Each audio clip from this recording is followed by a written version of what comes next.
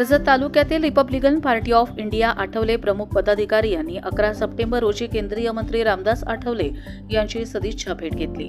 रायगड जिल्ह्याचे डॅशिंग नेतृत्व म्हणून ओळख असलेले नरेंद्रभाई गायकवाड, कोकण प्रदेश कार्याध्यक्ष राहुल डाळिंबकर यांच्या नेतृत्वाखाली ही भेट घेण्यात आली असून दरम्यान कर्जत तालुक्यातील नव्याने निवड झालेल्या कर्जत तालुका महिला अध्यक्षा सौ सुरेखाताई कांबळे, तालुका महिला सचिव मीनाताई काकडे, कर्जत तालुका सचिव राजू जगताप, कर्जत तालुका अध्यक्ष मनोज गायकवाड यांचे स्वागत केंद्रीय मंत्री रामदास आठवले यांच्या हस्ते झाले।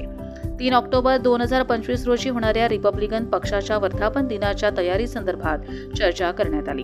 कर्जत तालुक्यातून वर्धापन दिनी जास्तीत जास्त बस घेऊन मोठ्या संख्येने येणार असे कर्जत तालुका पदाधिकाऱ्यांनी केंद्रीय मंत्री यांना ठामपणे सांगितले आहे। तसेच आठवले यांनी काही कर्जत तालुका पदाधिकाऱ्यांना महत्त्वाच्या काही सूचना केल्या आहेत। 3 ऑक्टोबर रोजी हा कार्यक्रम यशस्वी करण्याचे आवाहन कर्जत तालुक्यातील पदाधिकारी यांच्यावर यावेळी देण्यात आले।